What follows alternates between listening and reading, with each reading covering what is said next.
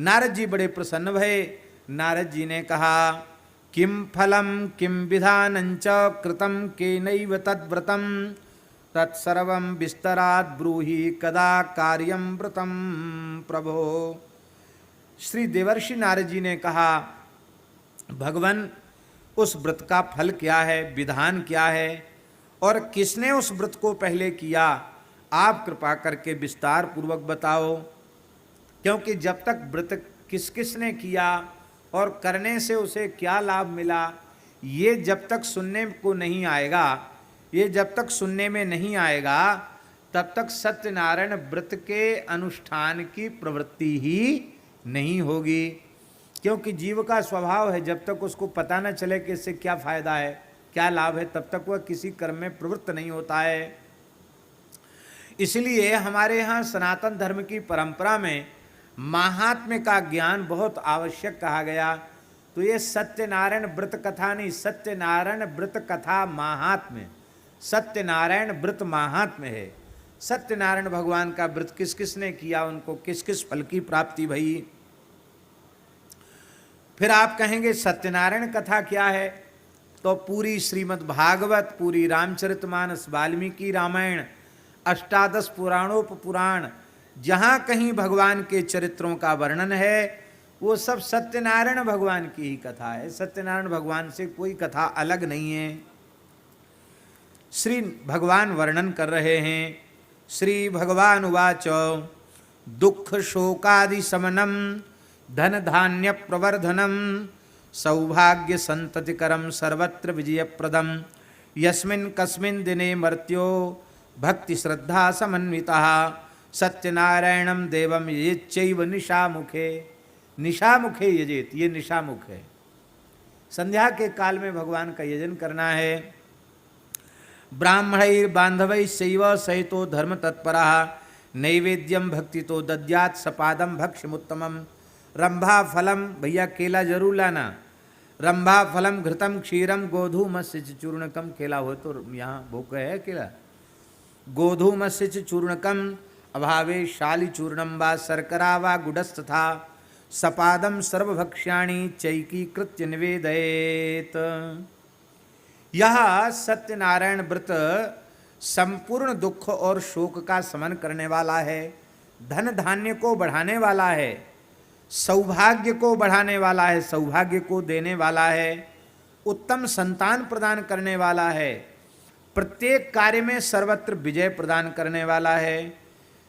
तो कब करना चाहिए, बोले जिस किसी भी दिन, ऐसा नहीं कि अमुक तिथि या पर्व पर ही, 365 दिनों में किसी भी दिन सत्यनारायण भगवान का पूजन किया जा सकता है, उनकी कथा कही जा सकती है, उनका व्रत किया जा सकता है।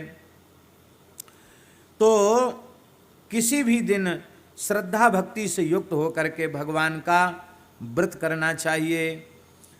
निशामुख का अर्थ है अपराह्न में, संध्या काल में सत्यनारायण भगवान का यजन पूजन करना चाहिए, ब्राह्मणों को बुलाना चाहिए और अपने बंधु बांधवों को, कुटुंब परिवार के लोगों को भी बुलाना चाहिए।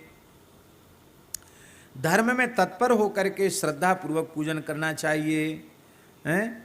वैसे उत्तम पक्ष ये है कि सवेरे से लेकर सायंकाल तक जब तक भगवान का पूजन न हो जाए, उनके पंजीरी प्रसाद से, पंचामृत से ही व्रत का पारण करना चाहिए। तब तक जल पर ही रहना चाहिए। मान लो जल पर न रहा जा सके तो गोदुग्ध ले लेना चाहिए, उतना भी ना हो तो एक आध बार कोई फल भी खा सकता है। लेकिन उत्तम पक्ष ये है कि तब तक कुछ भी ग्रहण नहीं करना चाहिए, यही उत्तम पक्ष है इसका। भगवान का विधिवत अभिषेक पूजन आदि करे, भक्ति पूर्वक भगवान को सवाया नैवेद्य अर्पित करें। सपाद, 125 मन, 1.25 मन, और हर चीज़ में 21 किलो, 11.25 किलो, 5.25 किलो, अथवा कम से कम 1.25 सेर, 1.25 सेर से कम नैवेद्य भगवान को अर्पित नहीं करना चाहिए। उत्तम पक्ष यह है कि कम से कम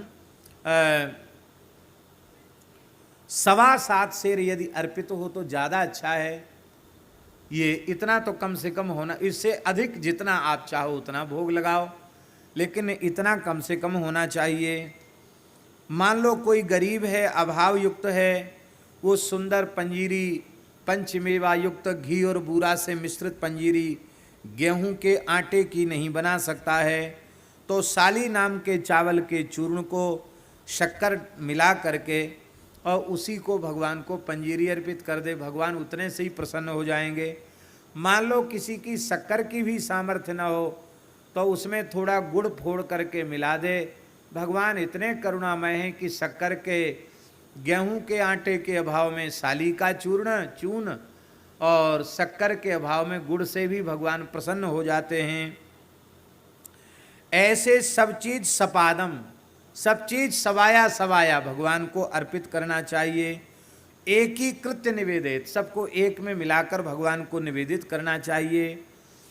केले का फल, घी, दूध, गेहूं का चूर्ण अथवा गेहूं के चूर्ण में के अभाव में साठी चावल का चूर्ण, शक्कर या गुड़, ये सब भक्ष्य सामग्री सवाया मात्रा में एकत्रित करके निवेदित करनी चाहिए। ब्राह्मण को व्रत के पश्चात दक्षिणा देनी चाहिए और श्रद्धा पूर्वक अपने परिवार के सहित कथा सुननी चाहिए और इसके बाद फिर ब्राह्मणों को भोजन कराना चाहिए। ब्राह्मणों को, संतों को भोजन कराने के बाद फिर परिवार सहित अपने भी भोजन करना चाहिए। और जो मुख्य यजमान हो उसे तो तब भोजन करना चाहिए जब सब खा लें, कोई अवशेष न बचे। अब कोई बाकी नहीं रह गया, भैया सबने पा लिया, नौकर चाकरों ने भी पा लिया, बोले हाँ सबने पा, कोई भूखा नहीं है, तब उसे पाना चाहिए। ये विधि इस प्रकार से ये विधि है। विप्राय दक्षिणाम दद्यात् कथाम श्रुत्वा जनैः सह ततश्च बंधुभिः सार्धम विप्रांश्च प्रतिभोजयेत् प्रसादम भक्षयेत् भक्त्या नृत्य गीतादिकम चरेत्। भक्ति पूर्वक प्रसाद पावे और भगवान के सामने नाचे जरूर, भगवान के सामने गाए जरूर, और इसके बाद अपने घर में सत्यनारायण भगवान का स्मरण करता हुआ घर में जाए। ऐसा जो मनुष्य करता है उसकी वांछित कामना की पूर्ति होती है। कलयुग में सत्यनारायण व्रत कथा से श्रेष्ठ कोई साधन जीवों के कल्याण का, उनकी मनोरथों की पूर्ति का नहीं है। एवं कृते मनुष्याणाम वांछा सिद्धिर्भवे ध्रुवम विशेषतः कलयुगे लघुपायोस्ति भूतले। इति जय जय श्री स्कंद पुराणे रेवाखंडे श्री सत्यनारायण व्रत कथायां प्रथमोध्याय श्री सत्यनारायण भगवान की जय। शंख बजा दो, लाओ शंख हमको दे दो, यही दे दो।